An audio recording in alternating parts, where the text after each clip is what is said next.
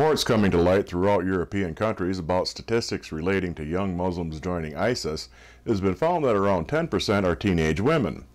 While Western governments have focused on the thousands of male jihadist volunteers who have left for Syria and Iraq, security officials in Europe are expressing alarm about a smaller but steady stream of female groups heading the same way.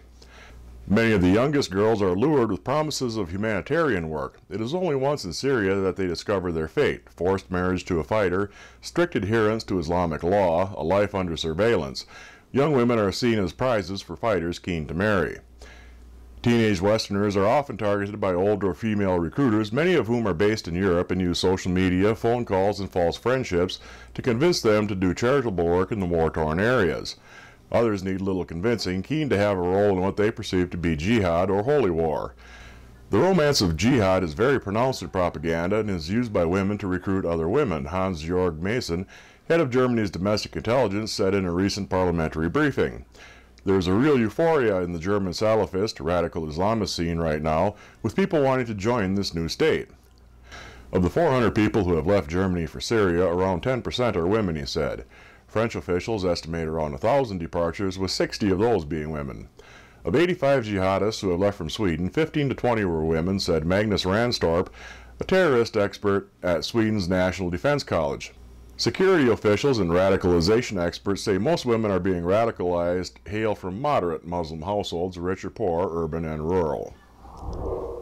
The 2014 Nobel Peace Prize has been won jointly by Pakistani teenager Malala Yousafzai and Indian campaigner against child trafficking and labor Kailash Satyarthi.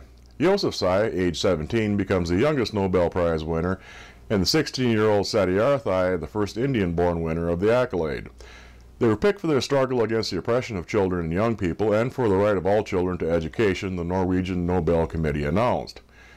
The sharing of the award between an Indian and a Pakistani came after a week of hostilities along the border of the disputed region of Kashmir, the worst fighting between the nuclear-armed rivals in more than a decade. Thorbjorn Jagland, the head of Norwegian Nobel, said, "The Nobel Committee regards it as an important point for a Hindu and a Muslim, an Indian and a Pakistani, to join in a common struggle for education and against extremism." Yousafzai was attacked in 2012 on a school bus in the Swat Valley of northern Pakistan by masked gunmen as a punishment for a blog she wrote for the BBC's Urdu service as an 11-year-old to campaign against the Taliban's effort to deny women education. Satyarthi, who gave up a career as an electrical engineer in 1980 to campaign against child labor, has headed various forms of peaceful protests and demonstrations focusing on the exploitation of children for financial gain. "It is a disgrace for every human being if any child is working as a child slave in any part of the world," Satyarthi said, adding that data from non-government organizations indicated child laborers could number 60 million in India, 6% of the total population. The prize, worth about $1.1 million, will be presented in Oslo on December 10th, the anniversary of the death of the Swedish industrialist Alfred Nobel. Instances of child abuse related to witchcraft and the belief that children are possessed by evil spirits are on the rise in Britain, police said last month. In the past year, there have been 27 reported allegations, a rise from 24 the previous year. One case resulted in an arrest for rape, they added. Examples included a child who was forced to drink unknown substances, children being dunked in a bath, a pastor swinging a child around and banging his head, and parents taking their children out of the country to attend an exorcism ceremony in attempts to remove evil spirits.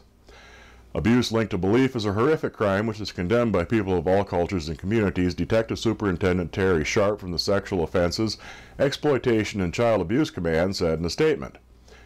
He was speaking ahead of a planned seminar in London aimed at identifying and fighting faith-related child abuse.